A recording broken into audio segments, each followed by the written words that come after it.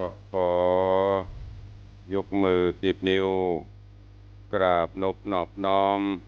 ยังพระติรัตนแก้วเจ้าตั้ง3 ประการ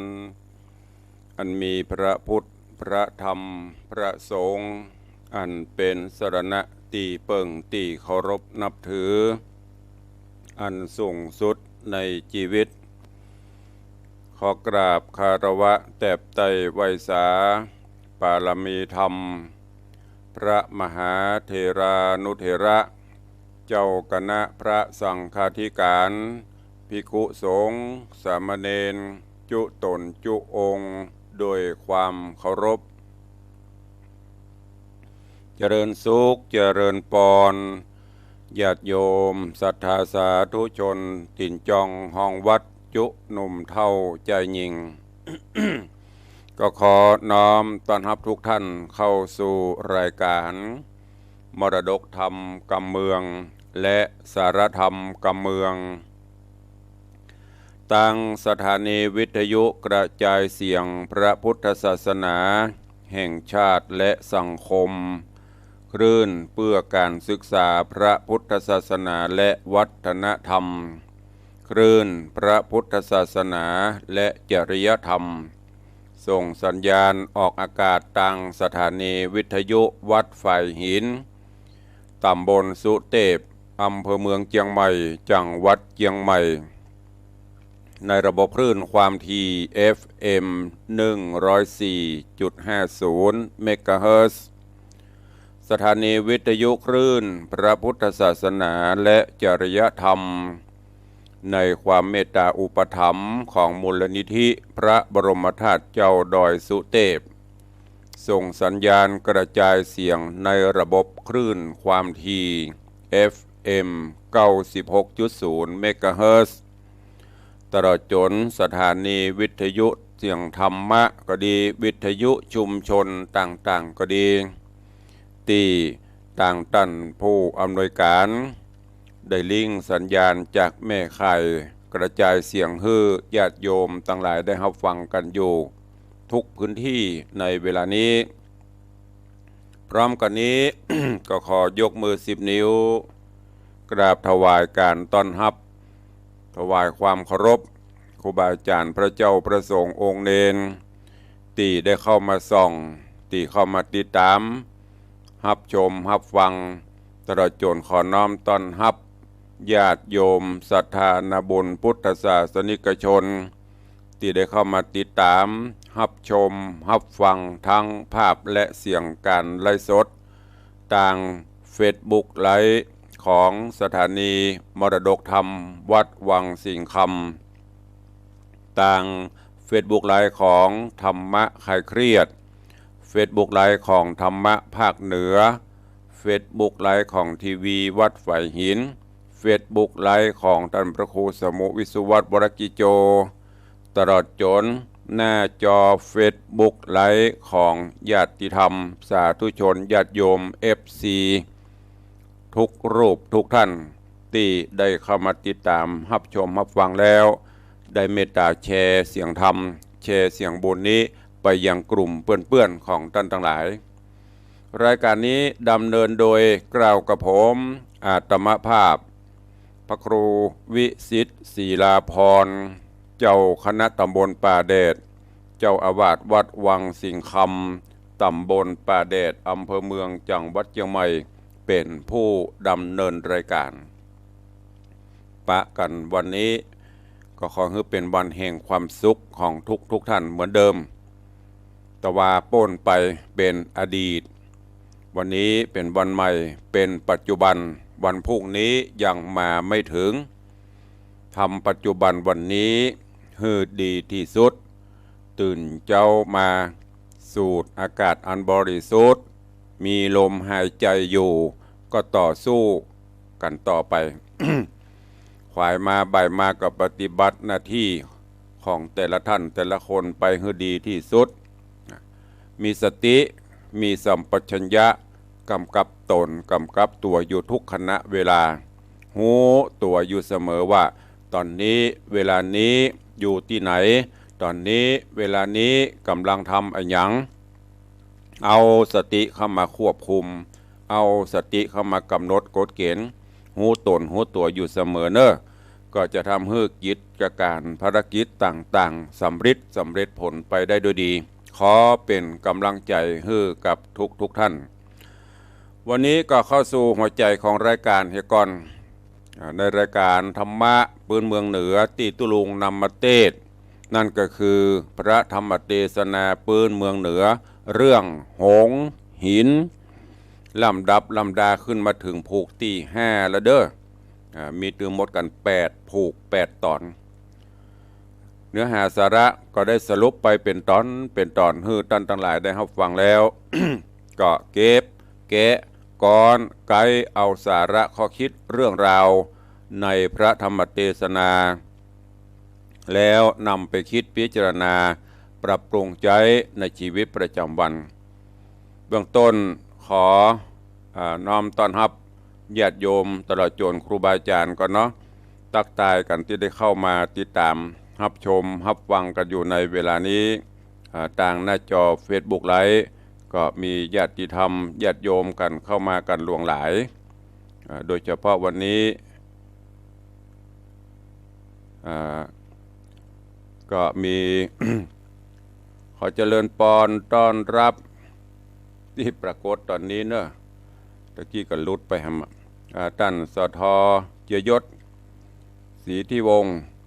กราบนมัสการสาธุเจริญปอนโยมแม่เลี้ยงทัดพิชาสุสิงคำเจริญปอนต้อนรับคุณโยมสมศรีพรหมเมือง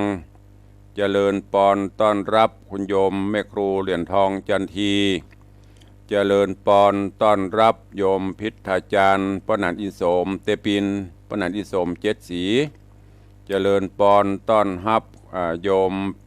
พี่อ้ายปฏิวัติยาสมุทร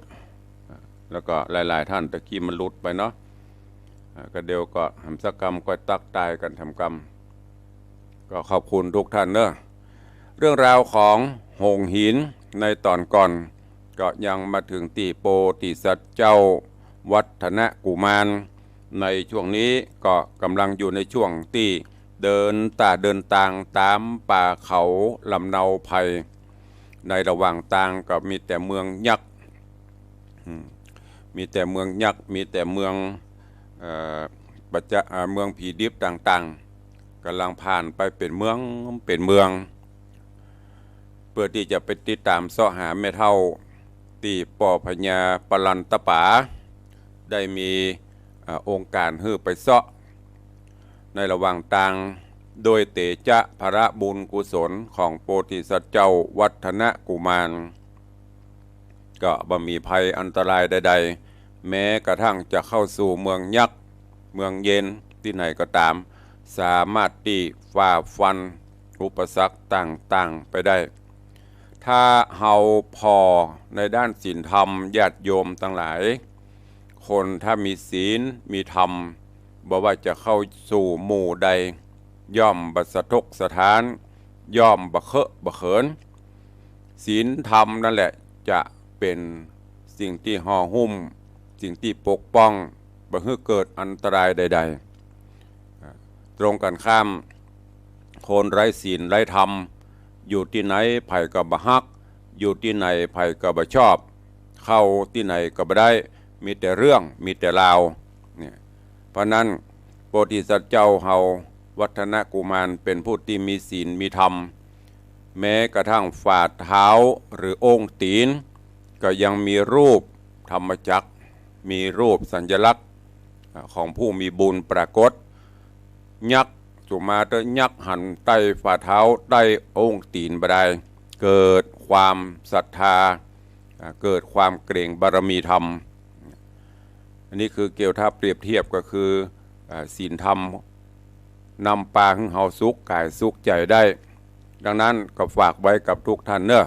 ศีลธรรมไม่กลับมาโลกาจะวินาศคือประพฤติวัดปฏิบัติธรรมไปเถอะ อย่างกรรมครูบาอาจารย์เพิ่นว่าประพฤติวัดปฏิบัติธรรมมั่นทำบุญตูนตาน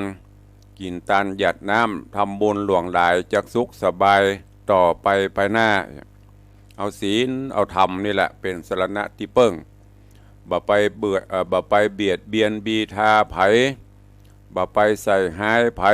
บ่ไปฮืดโทษขอดกรรมกระทำเวรกับไผมีฮืออภัยทานเป็นต้นก็จะนำพาฮือความสุขเกิดขึ้นได้วันนี้ก็ฟังกันต่อว่าเรื่องราวของหงส์หินจะเป็นจะใดเชิญทุกท่านติดตามรับฟังในผูกที่5ตอนที่1ณโอกาสบัดนี้ นะโมตัสสะภะคะวะโตอะระหะโตสัมมาสัมพุทธัสสะ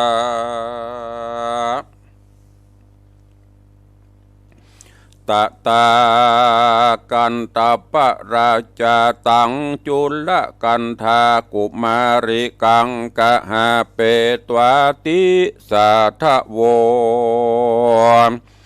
ดุราสปุริสะตั้งหลายตั้งยิ่งใจม้วนหมู่อันทาอยู่ดาฟังนิยายยังไปแจงปางเมื่อพระนอแก้วโปธา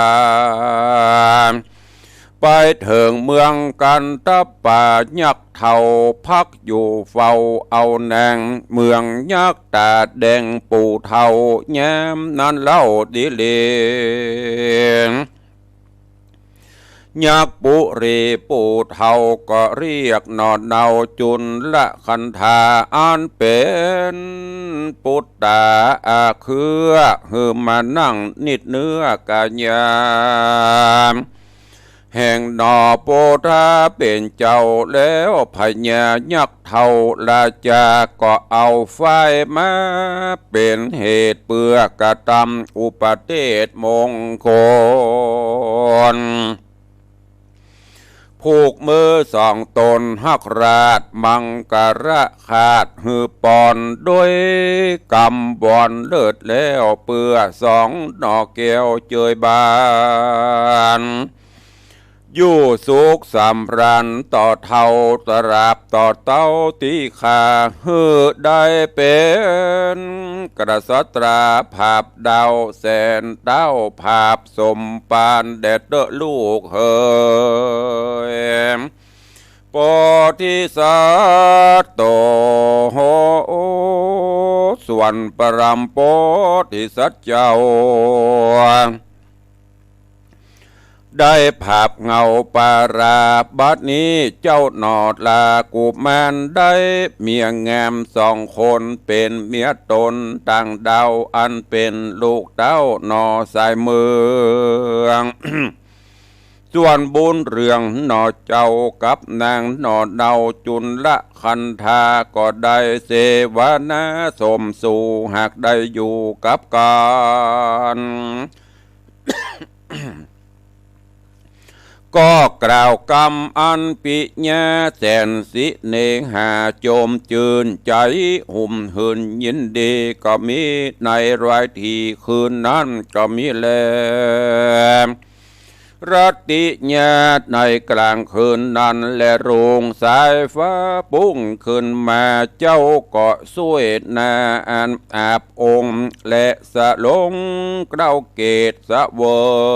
ยข้าวเทศอาหารมีรสอันหลายประการต่างๆแล้วก็เข้าไปหาตนเกี่ยวกันทับปาอาภิวันตาไว้ตนป้อตนปิญะนอราชาขออำลาตั้นเต้าเพื่อต่อเต้าดงพรายเพื่อต่อเต่าดงไพรซ้อหาไอญิกาออกเจ้าคือแม่เท่าแห่งตนส่วนพญาโตขญากันตะปาตนป้อก็อนุญาตต่อพุทธาโดยกำจาตั้นต่อวดูรา ลูกหากป้อนงใบเจ้าจูงไปสวัสดีเตอเนอลูกเฮยพญาสั่งแล้วพระนอเกียวสัทธาก็สั่งอำลายังจะญาและจุนละกันยังจะยาและจุนละกันทาน้องเกี่ยวเป็นดังกล่าวแล้วแต่ปลายหลัง นอพุทธังเป็นเจ้าองค์นอดเนาจอมท่านก็เสด็จขี่หลังขี่หลังพาคำแล้วก็กระตำสะเพาะแนสู่ลาวป่าดงไพรโดยเหาะไปบนอากาศงามวิลาศหนักหนาก็มีในกาละยามนอนนาตะมัดทังปะกาเสนโตสัทธาอาหาสัทธาสัพปัญโยตนเป็นครูแก่โลกจักกาไขอาโภคบาลีบทหลังมีไปแจงพระจริงแสงเทศนาวาตะตาลัทธาขวัมปฏิมหาราชาดังเนภิกขเวดุราภิกขุตั้งหลายในกาลนอนนายังมีเมืองนึ่งโสดคราวต่างยาวโยดแดนไกล อยู่กลางพระนาไรป่าใหญ่เป็นเมืองตั้นไทยยักขาสมัญญานามบอกไว้ว่าเต่าไทยอนุหะมังคละราชาเป็นพญาแก่หมู่ไพรอยู่กลางป่าใหญ่หิมมาปานมีปริวารโยดมากเต้ายักขราชเข้า101เต้าแสนเขตเป็นเจ้าเตศนามมีกัญญาลูกสาวงามเปิ้งเป่าสมนาชื่อว่าปทุมมาวดีทะลงสะลียอดแยมปานดังเต็มจากสวรรค์ ฝูงใจหันหนอไทยปอกั้งไกเรียกปะควันกึหือตีอกพันใครใดหันรูปไทยนงครานหันจื่นบานหันจื่นบานเป๊ะปลอดแขนล้วนหลอดลายเทียวตามันเขียวกิ้วกองรัศมีส่องมีวานไผ่บ่อเตียมตันแผบใดโลกดำไตบ่มีปานอยู่ในวิมานภาษาทเหลื่อมระยวาดคำแดงป้อแม่ฮักแป่งหุ่มไข่เหือหมู่ใจเป็นปริวารอยู่สุขสำราญดูหญิงเป็นนางแก้วมิ่งลือเมืองยอดสากเรืองใจจ่าอายุนอดลาได้16 ปีเป็นเจ้าจีเป็นสาวจีขาวยศเยือกยาวเสียงสาก็มีแหละนายามนอนนอโปดหายอดแย้มอันขี่นกแก้วสะ สะเหล่าเดินเวหาไปลอดเมืองเต่ายอดกำปวัติลากำปวัติลาเจ้าก็หันเวใจญาภาษาทเลื่อมวะวาดเรื่องรายจริงเสด็จลงไปสู่ภาษาทแห่งเต้าธิราชบุญเรืองยามนั่นพญาเจ้าเมืองโต้นใหญ่สะเล็งหันใส่จอมควรยินอาสจันดูหลาก จริงออกปากเจียนจาว่าดูราเจ้ากุมารผู้มีรูปงามเป๊ะปลอดได้เข้ามาฮอดเมืองเฮา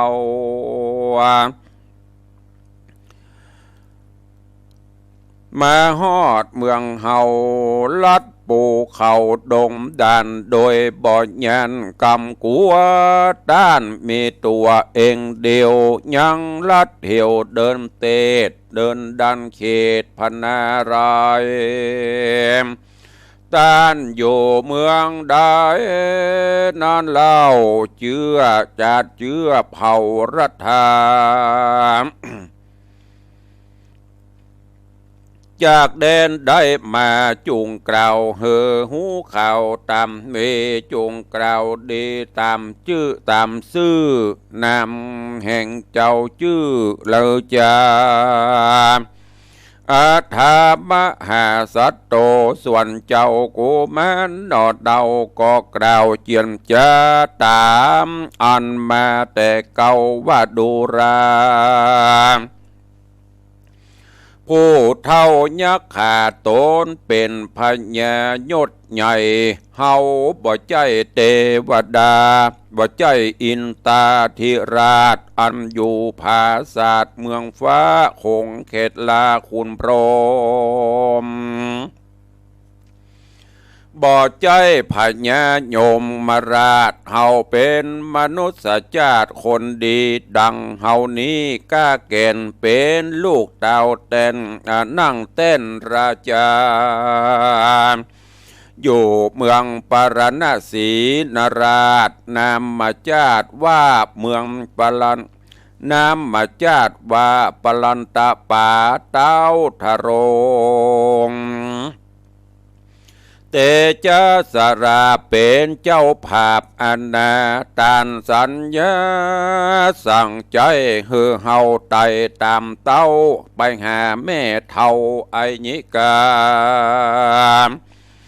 อันมีอันนาผีลักมาแต่ก่อนหรือตั้นหูจ้องหนใดขอจุงใครบอกกล่าวเฮือใดหูข่าวปอบ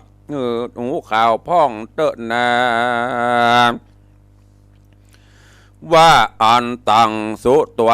ในกาละยามนั้นพญายักษ์แก่กระได้ยินดอดลานงไว้จริงข้านิ่งใจ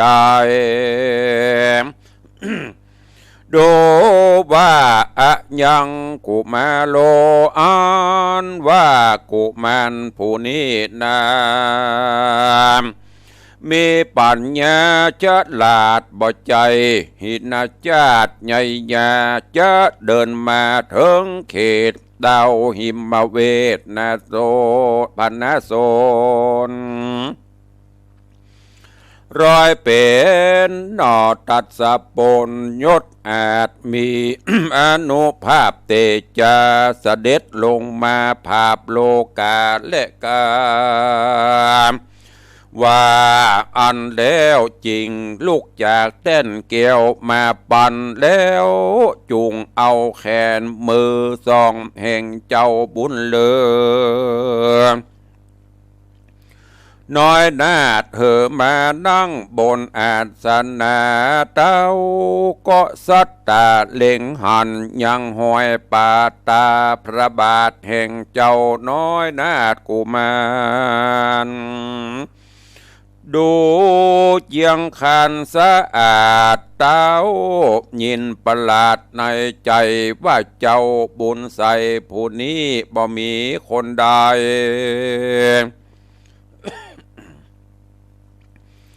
บ่มีคนใดเพียบใดรอยเป็นหนอดไทยสับปัญญูคงจุมปูได้ภาพแสนเต้าขาบสมปันและกาการยักษ์เท่าขานิงแล้วก็กล่าวกับนอแก้วโปธาว่าดูแลเจ้าลูกหักป้อลูกแก้วหนอสายตาวันนี้นาตา วันดาบ่ายแล้วจักกากาดแก้วลงแรงขอจอมแป้งน้อยหนออย่าได้กล่าวลอจักไปสู่ตังไกลเข้าป่าไม้ขอเจ้าหนอไทยกุมาร อยู่สบายอยู่สุขสบายในพระศาสตร์แห่งกุราชเฮอสบายใจตาวันใส่มาผูกเจ้าก้อยข่มเต้าด่าไปเตอะลูกเฮยอปิจาประการหนึ่งเล่าเมืองเฮานี้ไกลบอกละอายนับอ่านได้สังขญากันนาร้อยโยดยาวยิงโสดตีคาร้อยว่าเฮาได้ปั้มเป่งบุญมาร่วมกันสืบติดตันมาหลายจาดบอกกวยกาดไก่กาบุญปังหลังมา บนป่างหลังมาคบควายจักหือเฮาได้ปะกันกูปอดได้หันนะเจ้าฮักเหมือนลูกเต่าปุตตามบาดนี้กูพญาตนใหญ่มีหนอไทยกันญาอันเป็นปุตตาหนอเนาจักถวายแก่เจ้าจอมใจเพื่อเป็นสลีงามใบแห่งเจ้าเอาเป็นเมียเก่าอุปถากแห่งเจ้าราชบุญนากันพระญากล่าวแล้วก็เรียกลูกแก้วปทุมมาอันเป็นธิดาลูกไทยเฮือมาไกลตนแล้วก็นำถวายแก่นอแก้วโพธิญาณก็มีวันนั้นแลในคณะยามนานฝูงเสนาอำมาตย์พรหมณจารย์เศรษฐีต่างก็ยินดีโจมจืนไพร่ฟ้าตื่นนาเจ้า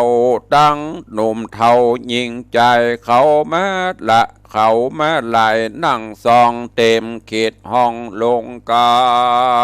รเขาพร้อมกันทุกสิ่งมโหสรบยิงมวนใจบ่าวสาวไหลหลังเต่าว่าอุ่นงานเขาเจยเมืองก็มีอุ่นงานเจ้าเคยเมืองก็มีแลสัญญาณสัญญาณหาสมะเยในเมื่อตาวันตกต่ำเวลาคำจอมตาหมู่ไพร่ฟ้าก็ยอหมู่ไพร่ฟ้าก่อยกาดลงมาจากภาษาทห่อคำส่วนนางบุญนำปทุมมาก็นำสามิกาเป็นเจ้าไปสู่ห้องที่นอนตนอันเป็นสลีมงคลวิลาศดังทิพอาสนาสองเจ้าเจียนจาลำดับโดยกำหักสิเนหาซึ่งกันไปมาหลายหลากโดยปริญญาต่างตลาบต่อเต้าอันรับไปก็มีในกลางคืนนั่นแลในลายทีนันรุ่งแล้วสุริยะแก้วสองเรื่องไรก็สะเวยเข้าง่ายโพจนะแยมเจ้าโสดบัวระมวนเถิงกาละกวนต่อเต้าพระนอดเนาโปธาก็เข้าไปหายังเงาไหวพระบาทเจ้าปิตาเพื่อขออำลาตันเต้าเพื่อเข้าสู่ป่าดงนา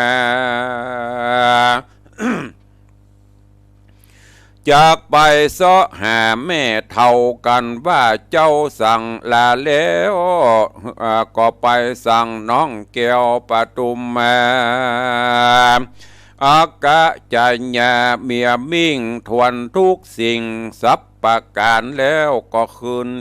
หงคานตัวอาจชื่อจินนาลาเศษลาก็กลับ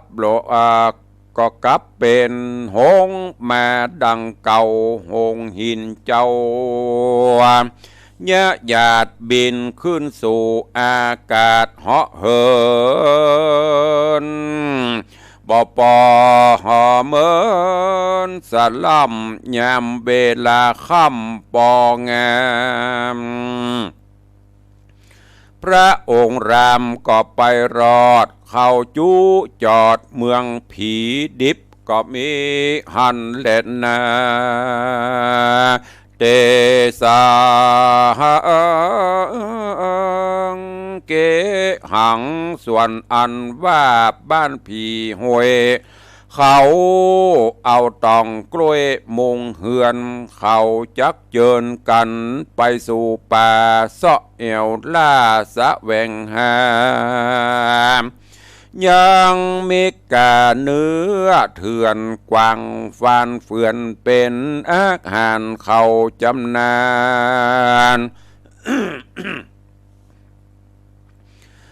ข้ามเจ้าละแม่เท่าไอญิกาฮืออยู่หักษาเย้าเหือนย้ำตะวันเจือนตกต่ำไกลเวลา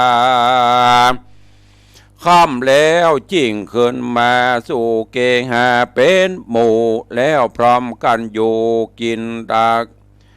แล้วพร้อมกันอยู่กินตั้งคืนบ่มีไฟฟืนจักแก่งอ่อมเขานั่งพร้อมกันกินจีนตั้งดิบตั้งแดงเต้าสะแหวงเสาะหาไอ้ญิกาแม่เท่าฮือกินวันละหน่อยอยู่ข้าคอยจุวันก็มีแหละนะ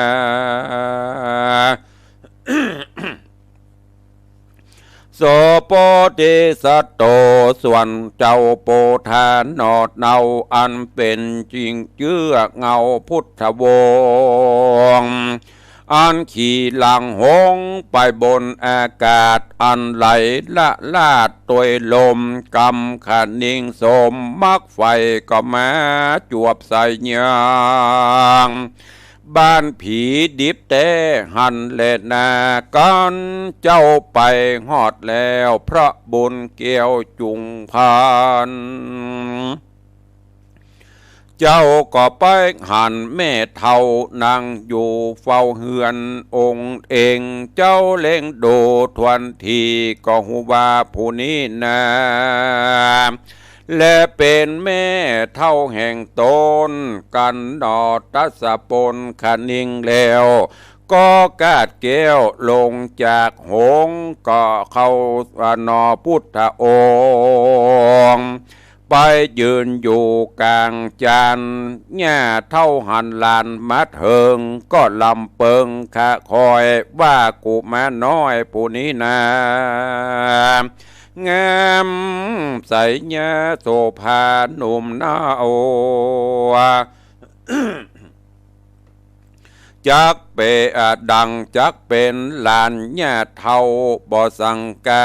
อันอยู่นักกลาเมืองใหญ่ลูกเต่าไทยพญาปลันตปามอันเป็นผู้ตาแห่งกูญาแต่นอก็มีบ้านนั้นแลอัญญาเท่าเล็งพอดแล้วหันรูปแก้วบ่ผิดไหนจิ้งผาสะไหลตันต่อบดูราเจ้าหนอกูแมนเตียวดงดันป่าไม้มาฮอดญาไทยนี่แล้วจะกาดแก้วไปไหนอันจา ตังสุตวาในคณะยามนั้นนอโปธิญันเป็นเจ้าได้ยินแม่เท่าจะถามด้วยกำงามจื่นจ้อยถึงยังซอยวงศาเจ้าบ่สังกาแจ้งเจตจริงบอกเหตุเดิมมาว่าข้าแด่อญิกาแม่เท่าข้านี่เล่าหากเป็นลานแห่งองค์คานแม่เท่าข้าเป็นลูกเต่าพญาปรณสีตนมีฤทธิ์องค์อาจนามจาดว่าเต้าปรันตะป่าส่วนสุอาตนทาลงเตจาสลาบหยดเย้าภาพอนาต้านปงอาจญาหือขามาตามหาญาไอญิกาอันผีดิบหากลักมาเฮิงนานจริงจะเดินตองเต่ามาปะใส่แม่เท่าไอญิกาจักนำคืนสู่ปลา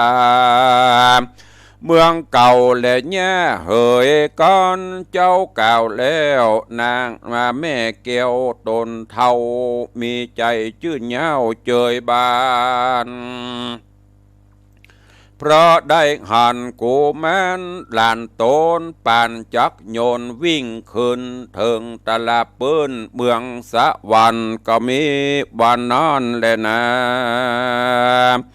เนติตังขีญาสังวันนาวิเศษจะห้องเหตุธรรมเทศนาเรื่องหงหินผูกที่ห้าตอนที่หนึ่งก็บังโกมสมเรศเดช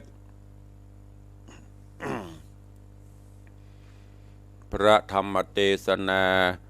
เรื่องหงหินลำดับการมาถึงผูกทวนที่ห้าตอนที่หนึ่งโดยเวลาอันจำกัดเนาะขอโป่งวางไว้เต้าอี้ก่อน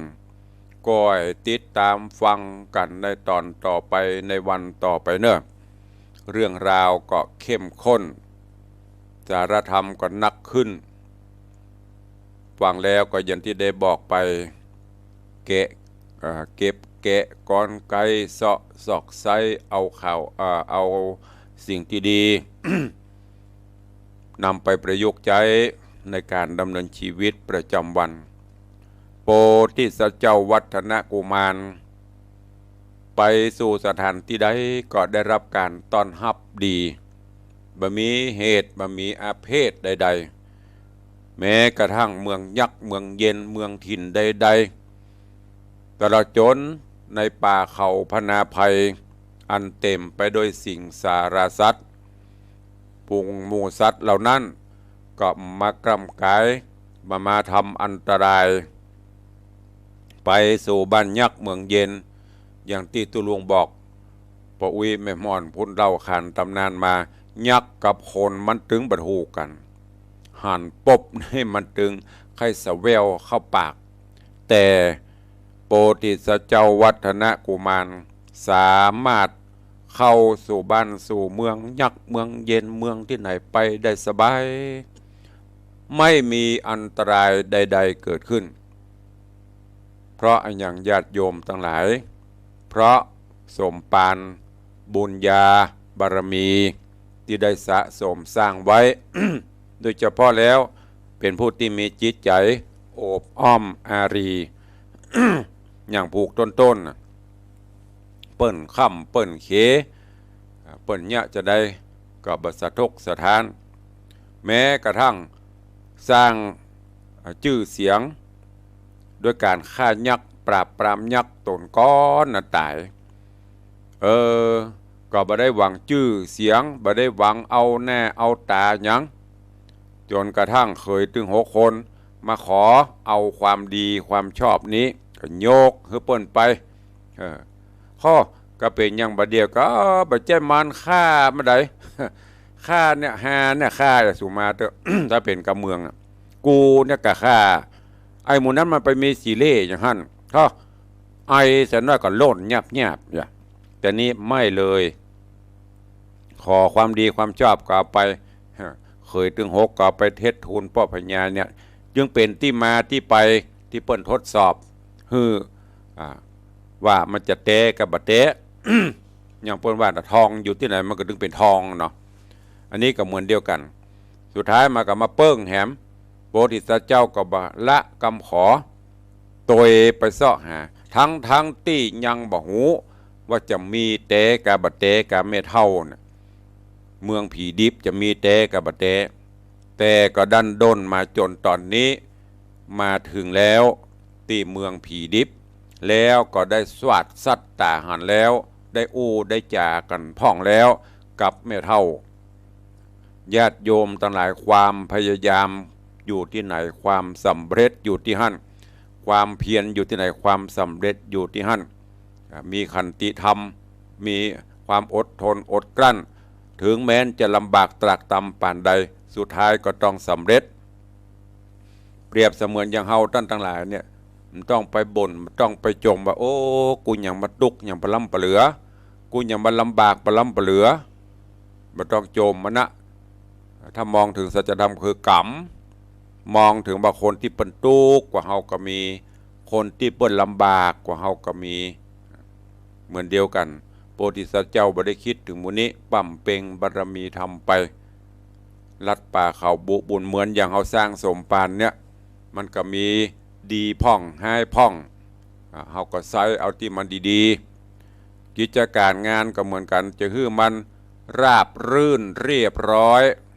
ไปตลอดมันก็เป็นไปบ่ได้มันจะต้องมีอุปสรรคพ่องเนี่ยชีวิตมันจะเป็นอย่างนี้ฉะนั้นฝากไว้กับญาติโยมทั้งหลายเนอะก็ให้ติดตามฟังกันในตอนต่อไปยังมีใครปูจาเนอะยังมีใครเป็นเจ้าภาพทำเนอะใครจะปูจากันทำกันนี้ปูจาพระธรรมคำสอนก็เชิญได้เนอะมีใครปูจาก็บไดร้อนตุ้ลุงก็ตึงเตด อันนี้เพื่อจะมีใครปูจาทำเรื่องหงหินเนอะ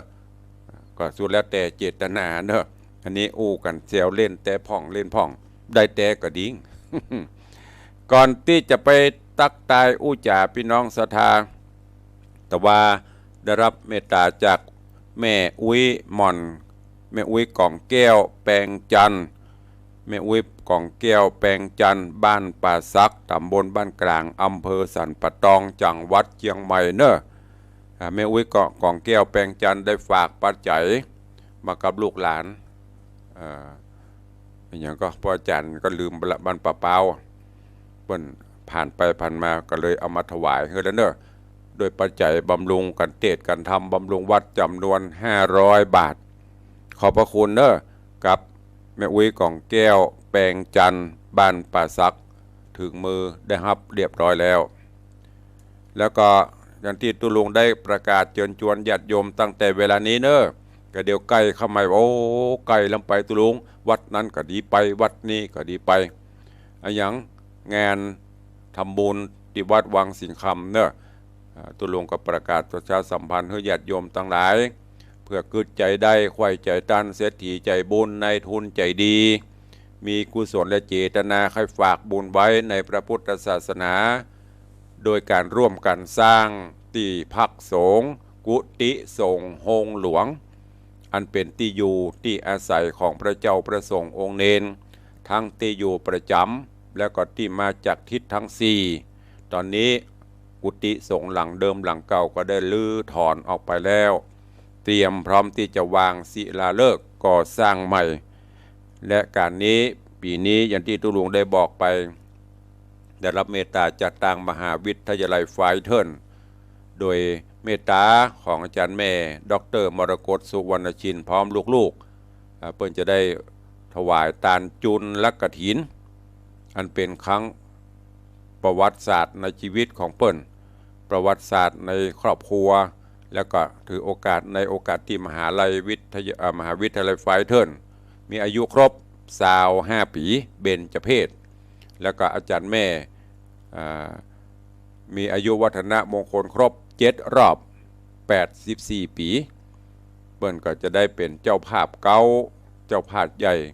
ในการตอดจุลกฐินโดยการถักเย็บทอตัดเย็บย้อมภายใน24 ชั่วโมงคือจบแล้วก็จะได้น้อมถวายอันเป็นบุญใหญ่บุญหลวงส่วนญาติโยมศรัทธาเฮาก็สามารถร่วมบุญกุศลสร้างปานะปรมีโดยการร่วมกันเป็นเจ้าภาพกฐินสามัคคีเนี่ยกฐินสายร่วมตัวเปิ้นสายไผ่จะฮับเนอะแจ้งความจำนงเข้ามาได้ตุเจ้าจะได้พิมพ์ชื่อลงในบิดิกาสายป่อนั่นแม่นี้สายบันนั่นบันนี้แล้วก็เอามาจุ่มนุ่มกันบันออกภาษาตอดถวายเพื่อนเนอะก็ฝากไปด้วยก็ตอนนี้ตั้งหน้าจอ Facebook ไลฟ์ตะกี้มันลุดไปก็เดี๋ยวก็เข้ามาพร้อมกันเถอะตัวลุงก็ก้อยๆเขี่ยนะมันยังลุดไปอยู่นะมีไผ่พองเข้ามาโอ้นักหนาปะปั้นตะกี้ตักตายมาตีปินานอิโสมเตปินปินานอิโสม7 สีเจริญปอนโยมพี่อัญชลีคำกิตติเจริญปอนคุณโยมจันสายแปลงหลวงเนอคุณโยมณพัฒน์ประภาวริศกราบใบสาเจ้าสาธุเจริญปอนแม่อุ้ยน้องแฮกเกอร์เจริญปอนปนานอาจารย์ประสิทธิ์เก่งกาจสัพพสักเจริญปอนคุณโยมสุพันนีเจริญปอนคุณโยมอุศนีประเสริฐศรีตะคืนกับปะกันกับปะลืมละปะอยู่กันเนาะวันนี้ใครไปร่วมงานนี้อยู่งานศพแม่อุ้ยยังก็อุ้ยปลิวอุ้ยลืมชื่อไปละขี้ลืมนะมันจะแต่บ่ลืมขี้ลืมเริ่มรับเดี๋ยวนี้เนี่ยสังขารธรรมเจริญปอนคุณโยมสุพันนีเจริญปอนโยมชิดชบาหันเปิ้นโฆษณากระท้อนเหมาะลำกำขว้างมาในวังเพราะเนอะแม่กากระท้อนกำขว้างมาในวังบางบ้านก็ทุเรียนมายั่วพ่องเอาขว้างมาตั้งในวังไปพ่องเนอะเจริญปอนโยมพี่จงรักมีงานเจริญปอนคนโยมมีละนากับมากันเมินแล้วเนอะไม่ได้จิมนะได้จิมมีกะทิเมินละว่างๆก็ห่อโยนมาตังเพพอเนอะเนี่ยแปลงกำกีนบ่ะเจริญปอนโยมอย่างเนี้ยอย่างอ่านไปได้กราบสาธุเจ้าขอสาธุเจ้าสาธุเจริญปอนโยมแม่ดาวันคำวังเจริญปอนโยมสุรัตน์เสาคำโยมตู่ไว้สาครับผมเจริญปอนเนอะปีนี้เมตตาเนอะห่อใจป่อของโยมตู่ฝากฝังเอาต้นกฐินไปวางสักต้นเนอะบริวารพวกพ้องลูกศิษย์ลูกหาที่ห่อใจเจริญปอนโยมสมทรงสิทธิตาที่เข้ามาชมมาพอตอนนี้เนอะสาธุอันนี้จากตังเฟซบุ๊กไลน์เอาไปตังบ้านต่อมีไผ่พ่องตังบ้านใครจะอู้ตัวแจ้งเข้ามามันจะมีการเมืองแกนพัฒนาจันคำแสงบุญเนี่ยพอจำได้แล้วใครจะโทรมานี่หน่อยมีไหมใครจะอู้ตัว0817836540ขอบคุณอนุโมทนาบุญกับโยมแม่ครูจุธารัตน์สมบัติพร้อมครอบครัวพร้อมลูกศิษย์ลูกหาของแม่ครูเนอะได้ร่วมประวารณาแจ้งความจำนงเป็นเจ้าภาพในการประกอบพิธีมหาฤกษ์มหาชัยวางศิลาฤกษ์กุฏิสงฆ์ของหลวงของวัดวังสิงคำแถม1 มหาฤกษ์ค้างแหมประมาณ3 หลุม 4 หลุมที่จะครบเก่าแล้วเนอะหลุมละ100,000 บาทหรือมหาบารมีมหาฤกษ์ละ100,000 บาทขอบคุณตัวเองติวหลวงได้แจ้งมาเดี๋ยวก็จะกล้วยๆเอามาอู้มาจ่าต่างบ้านต่างจองมีก่อจ้าถ้ามีก็โทรเข้ามา0817836540 มาแล้วซื้อหวยนี่ถูกแน่เนาะถ้าซื้อหวยนะมันรางวัลที่หนึ่งชุดใหญ่กันแล้วสายแรกก็คือเด็กหญิงจันคำแสงบุญอ้าวว่าใดจะเลินปอนวันษาเจ้าฟังอยู่จวนเขาโทรหาตุลวงพ่อกับจันคำพรุ่งนี้จะเปิดฟังได้เป็นบัตรโทอ๋อแล้วถ้าวันใดตุลวงประเทศนี้เดือดเนาะโทรเนาะตุลวงไปไหนเจ้าอย่างไม่ได้ยินเจ้าอีกตัวเนาะถ้าตุลวงเทศนี้ก็คือฮะต้องโทรถามถ้าฟังจริงวันเราเจ้าแล้วก็เมื่อโทรหาตุลวงนี่บัตรโทรเนาะถ้าเทศนี่บัตรโทรเนาะไหนละมันเป็นยังไงอ่ะบางคนเนี่ยเปิดแบบมีโทรศัพท์อันเละการจันคำเนาะจันคำเก่งเนาะสุดยอดเอาสาธุเด้อเสียวอุยมอนจันคำกันอายุกันแล้วได้8 ขวบ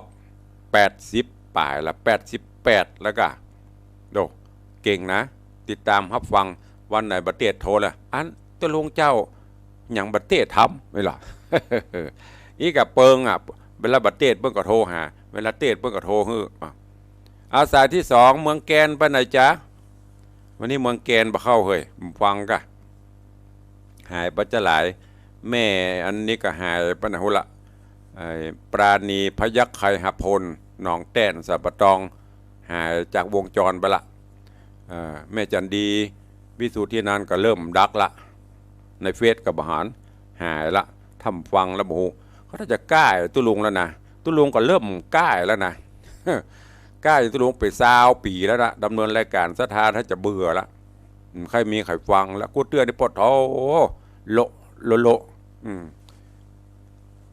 ฮันมาละ ถ้าจมให้น้อยกับมั้ง มาละนางสาวบุญปั่นมีงานเอาสายสุดท้ายสายที่2ว่าจะด้วยอีกาจื่นใจดักปิงบินบอยดักจื้อกือมาลื้อฟังธรรม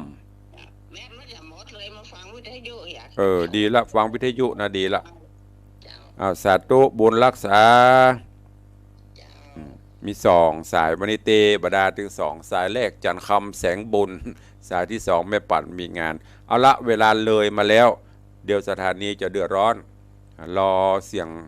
ยงกำลังใจทางบ้านมาเหตุ2 สายดีกว่าไม่มีเนาะวันนี้ขอนำรายการจากทุกท่านไปก่อนเนาะปะกันใหม่ในวันต่อไปขอความสุขสวัสดีจงบังเกิดมีกับทุกท่านเนอจัตตารโอธรรมาวัฏันติอายุวันโน